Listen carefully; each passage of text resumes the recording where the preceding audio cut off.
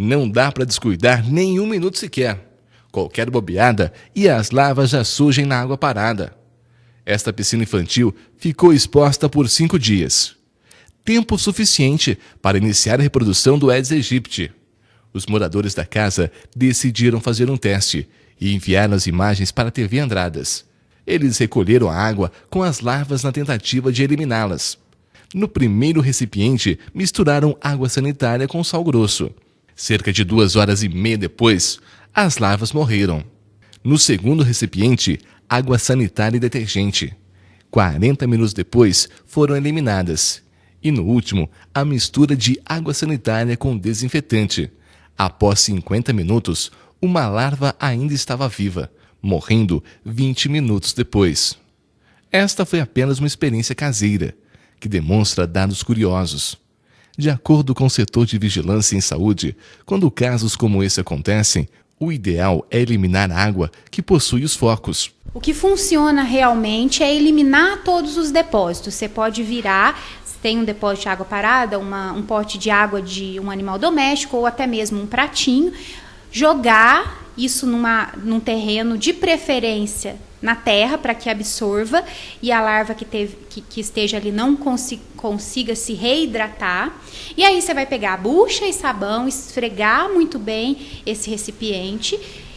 E para recipientes que a gente não pode eliminar a água, a gente tem orientado o cloro, que todo mundo tem acesso, 1 colher de cloro todas as semanas. Quais são esses recipientes? Os ralos, os locais que não tem como você jogar fora a água que estava ali dentro. Se os agentes de endemias tivessem passado nessa casa durante uma vistoria nesse dia em que as larvas apareceram, os moradores teriam sido notificados de acordo com a Lei Ordinária 1638, que institui o Programa Municipal Permanente de Combate e Prevenção à Dengue e Febre Amarela.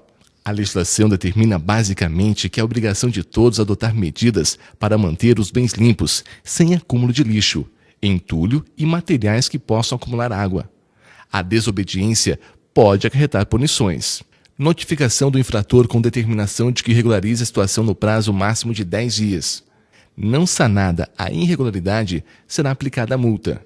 Persistindo a irregularidade, será aplicada nova multa, em dobro, e, quando necessário, apreendido o material.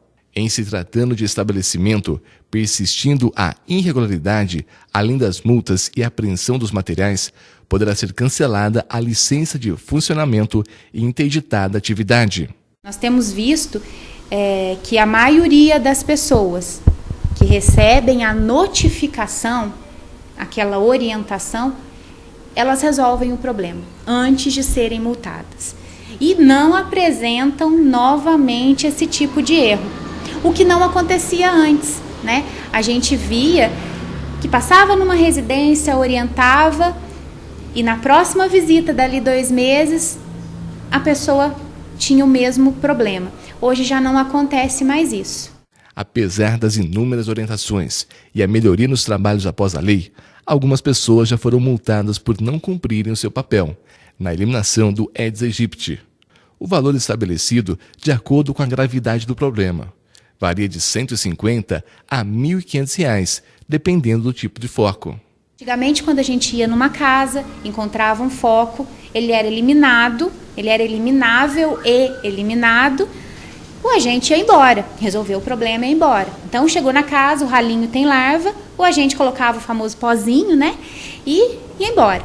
Hoje não. A partir do momento que o agente encontra uma larva em uma casa, ele já vai redigir uma notificação. Essa notificação, por enquanto, é um papel educativo, tem um papel educativo, né, um papel de conscientização.